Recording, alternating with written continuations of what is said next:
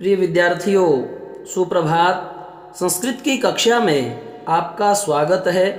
आज हम कक्षा 7th के पंचमः पाठ 5वें पाठ पंडिता रमाबाई विदुषी रमाबाई का अध्ययन करेंगे।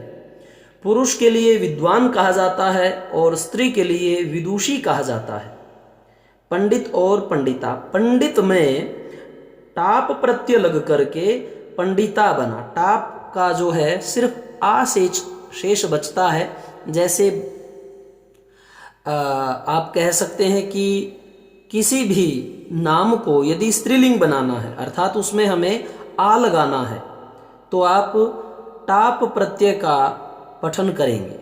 उसी प्रकार किसी में ई लगाना है तो वहाँ गीप प्रत्यय होता है। जैसे बालक और बालक का यदि आपको बालिका बनाना है तो आप टाप प्रत्यय का यूज करेंगे। टाप का सिर्फ आ शेष बचता है, बालक प्लस टाप बन गया बालिका, और गीप से ई बनता है। तो यह दो प्रत्यय आप ध्यान रखिएगा। तो हमारा पाठ है विदुषी रमाबाई। पंडिता और सरस्वती आदि उपाधियों से विभूषित पंडिता और सरस्वती आदि उपाधियों से विभूषित रमाबाई का जो जन्म था वो 1858 ईस्वी में हुआ था। यह मैं रमाबाई के बारे में आपको थोड़ा सा बता देता हूँ। 1857 की क्रांति आपको याद है, लेकिन 1858 में उस क्रांति के एक साल बाद हुआ। रमाबाई ने ब्रह्म समाज से प्रभावित होकर के वैदिक साहित्य का विधिवत अध्ययन किया। हमारा जो वैदिक साहित्य है संस्कृत वाला, उसका रमाबाई जी ने अध्ययन किया। स्त्री शिक्षा पर इन्होंने विशेष जोर दिया, अर्थात स्त्री शिक्षा के लिए भारत में जो अगुवाई का कार्य किया था वह रमाबाई जी ने किया था। इन्होंने मुंबई में विधवा एवं बेसहारा स्त्रियों के लिए शारदा सदन की स्थापना की। यह प्रश्न आगे भी जो आपके एग्जाम्स होते हैं उनमें भी यही आता है कि विधवा एवं बेसहारा स्त्रियों के लिए शारदा जो सदन था उसकी स्थापना किसने की? रमाबाई ने। और इनकी मृत्यु कब हुई थी? 1922 में। 1858 में इनका जन्म और 1922 में इनकी मृत्यु। और शारदा सदन की स्थापना की जिससे विधवा और बेसहारा जो स्त्रियां थी वह अपना जीवन यापन कर सके।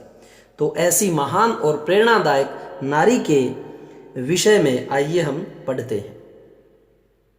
पहला पैराग्राफ कहता है कि स्त्री शिक्षा क्षेत्रे, स्त्री की शिक्षा के क्षेत्र में अग्रगण्यः, आगे गण्यः गिनी जाने वाली पंडिता रमाबाई का जो जन्म है वह 1858 ख्रीष्टाब्दे अर्थात ईस्वी में अलभत हुआ। स्त्री शिक्षा के क्षेत्र में अग्र आगे गण्या गिनी जाने वाली पंडिता रमाबाई का जन्म जो है वो 1858 तमे ख्रीष्टाब्दे ईस्वी में अलभत हुआ। यह ख्रीष्टाब्दे आपको परेशान अवश्य करेगा, लेकिन इसका अर्थ होता है ईस्वी वर्ष में। अब्द होता है शताब्दी, तमे ख्रीष्टाब्दे। ठीक है। आगे कहता है कि तस्याह, उसके किसके? इस रमाबाई के पिता का नाम क्या था? अनंत शास्त्री डोंगरे। यह आपसे पूछा जाएगा कि इनके पिता का नाम क्या था? अनंत शास्त्री डोंगरे। और माता का नाम क्या था? लक्ष्मीबाई आस्ताम। लक्ष्मीबाई इनकी माताजी का नाम था। तस्मिन काले, उस समय, किस समय? 1858 में स्त्री शिक्षाया, स्त्रियों की शिक्षा थी, महिलाओं की जो शिक्षा थी उसकी स्थिति ही यानी दशा जो है चिंतनीय आसित, चिंतनीय थी। वह जो है बहुत ही दीनहीन आप मान सकते हैं, चिंता का विषय थी। तस्मिन काले, उस समय स्त्री शिक्षा जो थी उसकी स्थिति कैसी थी? चिंतनीय आसित, चिंतनीय थी। आगे कहता है कि स्त्रीणाम कृते, स्त्रियों के लिए, कृते होता है लिए, स्त्रीणाम कृते स्त्रियों के लिए संस्कृत शिक्षणम, संस्कृत का जो शिक्षण था वह प्रायः जो है प्रचलितम नासित, प्रचलित ही नहीं था। स्त्रियों के लिए संस्कृत की शिक्षा तो प्राय प्रचलित ही नहीं थी। संस्कृत शिक्षणम, संस्कृत की शिक्षा प्राय प्रचलितम नासीत, प्रायः जो प्रचलित ही नासीत नहीं थी। किंतु डोंगरे, डोंगरे कौन? अनंत शास्त्री डोंगरे, इसके पिताजी ने। किंतु डोंगरे साहब ने रूढ़िबद्धा, रूढ़ी से बद्ध यानी परंपराओं से बंधी हुई, कई बार कह देते हैं कि यह तो रूढ़िगत विचारधारा है, यानी परंपराओं से पीछे से चली आ रही विचारधारा है कि नहीं हमें तो ऐसा ही करना है। तो रूढ़िबद्धा, रूढ़ी परंपराओं से बंधी हुई धारणाम, धारणा को परित्यज्य छोड़ करके, किसने छोड़ दी इस रूढ़िबद्ध धारणा को? डोंगरे जी। और क्या किया? स्वपत्नी, अपनी पत्नी, कौन थी इनकी पत्नी? लक्ष्मीबाई अर्थात रमाबाई की माता जी को संस्कृतम अध्यापयत, संस्कृत का अध्ययन करवाया। डोंगरे जी ने रूढ़िबद्ध परंपराओं से बंधी हुई धारणाम, धारणा को परित्यज्य त्याग करके स्वपत्नी, अपनी पत्नी लक्ष्मीबाई को संस्कृतम अध्यापयत, संस्कृत की पढ़ाई करवाई। एतदर्थ, इसके लिए, सह वह कौन? डोंगरे साहब, अनंत शास्त्री जी डोंगरे, रमाबाई के पिताजी। समाजस्य, समाज की, प्रतारणाम, प्रतारणा क्या होता है? ताड़ना को, यानी समाज भी तो दंडित करता है ना ऐसे व्यक्तियों को कि देखिए इसी ने ठेका ले रखा है सब चीजों का, यही एक अलग व्यक्ति थोड़ी है। समाज से अलग काम करने में निसंदेह हमें आपत्तियों का, विपत्तियों का, संकटों का, कठिनाइयों का सामना करना पड़ता है, और वह इन्होंने भी किया। एतदर्थम, इसके लिए, सह वह अनंत शास्त्री जी डोंगरे, समाजस्य, समाज की, प्रतारणाम, प्रतारणाम ताड़ना को भी, जो समाज ने उन्हें दी थी उसको भी, अपि भी असहत सहा, उसको भी सहा, प्रतारणाम ताड़ना को भी सहा। अनंतरम, अनंतरम कहते हैं बाद में, रमा अपि, रमा भी स्वमातु, अपनी माता से संस्कृत शिक्षाम प्राप्तवती, संस्कृत की शिक्षा प्राप्त की।